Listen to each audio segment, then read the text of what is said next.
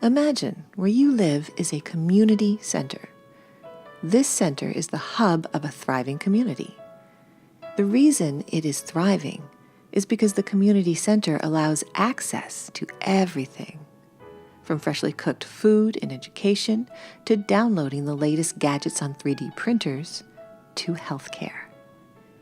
The community is thriving because the community center enables access to all the things an individual needs to thrive. From a place to develop social relationships to a place to gain material sustenance and knowledge. Let's take a closer look at our community center. In the center of our community building on the ground floor is a huge restaurant, serving freshly cooked food for all at all hours.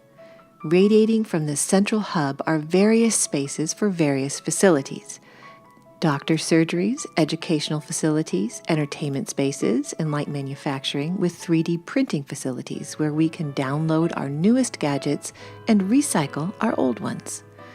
Built above the restaurant is a multi-storied, fully automated vertical farm, which produces an abundance of fresh food for the community.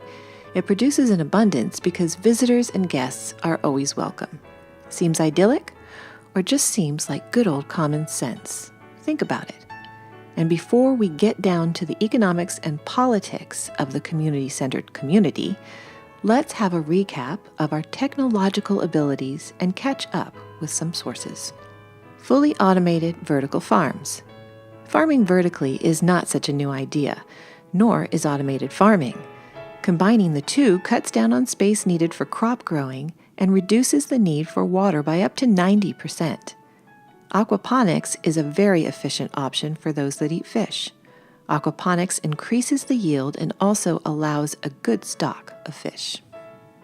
3D printing technology, interfacing electronic circuits to human flesh. Even apartment buildings and cars.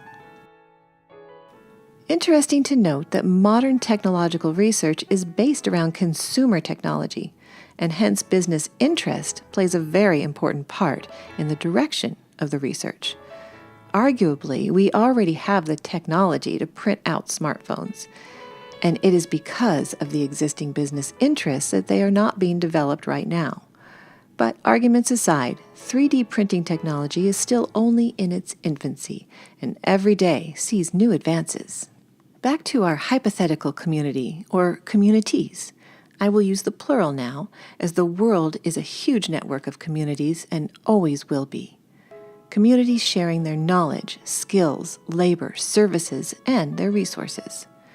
Communities do not exist in a vacuum. They intermarry, interbreed, and are interactive. Communities come together because of shared interests. They need to make collective decisions, and they need to share goods, services, and resources. All communities have a shared interest of security, well-being, and a healthy environment.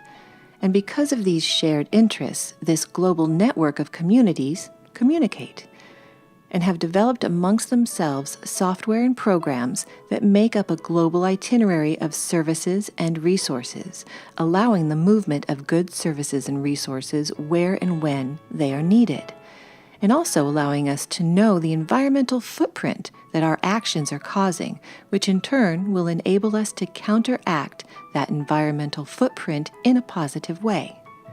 This, in short, is what is known as a RBE, resource-based economy. All facilities, goods, and services are free and accessible in all communities. Let's now imagine, if we are not already, that we are 18 years of age growing up in this hypothetical world. 80% of all necessary labor has now been automated, so there are not many jobs around. But we realize that if we want to get some social respect and social status, we will need to contribute. Education is of course free, like everything else, and readily available. So is travel, and one might want to study and further one's interests, or do some volunteering. Or one might want to discover and travel the world and spend 10 years blue skying. The world really would be your oyster. You would really be free, not subjugated to monetary concerns, not conjoined to finding a job that pays well but you don't particularly like doing. There will be no mortgage or student debt tied around your neck. You will feel free because freedom cannot be bought or sold. Freedom exists when our material needs are met and all options and choices are available to us. So, in this hypothetical situation, what would you choose to do? Is this a dream, a fantasy, or a future reality? We can already replace 80% of our labor. So it's not technology that is holding us back, but political and social will. It is said that the longest journey starts with the first step. First steps have already been taken. We have organizations like the Zeitgeist Movement and the Venus Project promoting a resource-based economy. We have social movements such as the Open Source Movement and the Free Charter Movement. We even have the Money Free Party that is underway working towards political consensus. All we need is more people supporting and promoting freedom. The future starts now. Tomorrow is colored by what we do today.